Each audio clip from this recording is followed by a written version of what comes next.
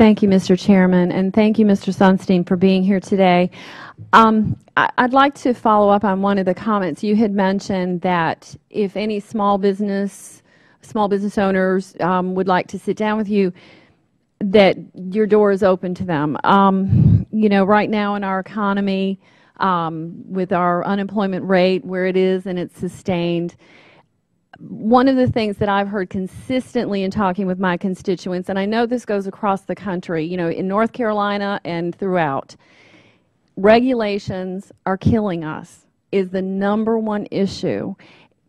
Does that call to action, do you hear that? Are you aware of that? And is that promoting you to move forward on more things? Yes, I hear that every day, not just on my birthday, that regulations are causing problems. That's, I think killing us is the strongest phrasing, but I've heard that a lot also. I'd say if I hear that only once a day, it's an unusual day. And because of the historic role of the Office of Information and Regulatory Affairs, created in its current form by President Reagan, that's something that we're intensely focused on. So there are two ways that we focus on that. One is this unprecedentedly ambitious look-back process where we are trying to go forward with 500 reforms that will be helpful in eliminating regulatory burdens.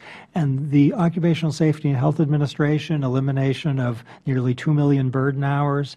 When I've talked to the business community that says regulation killing us, the reaction I've gotten to that one is, you're kidding, you actually did that? You took away reporting and paperwork burdens?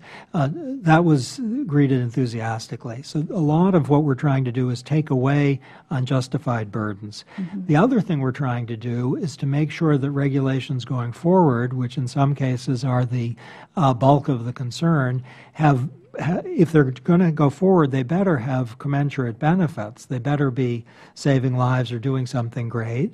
And even if they are, maybe they can accomplish the same goal more cheaply. And in some cases, maybe they ought not to go forward at all.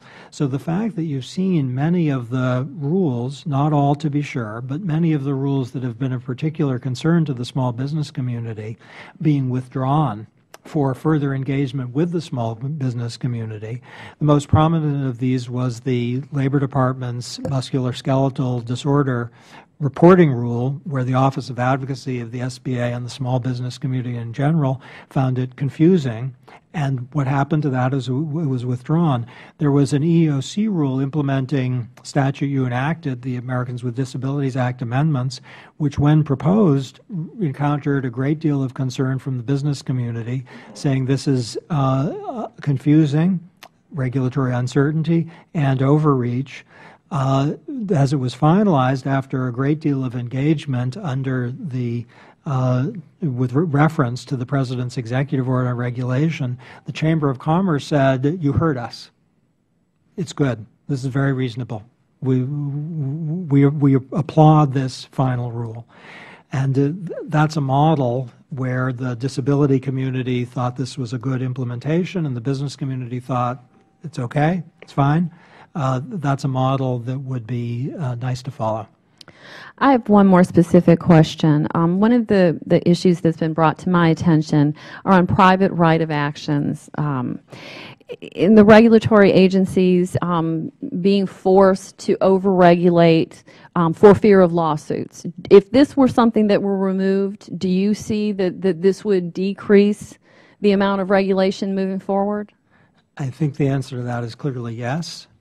Sometimes Congress likes private rights of action as a supplement to federal regulatory action. Sometimes Congress hates private rights of action as a recipe for overregulation, and sometimes Congress is neutral. So fundamentally, it's in your hands. Well, thank you very much. I appreciate that, and I yield back the remainder of my time.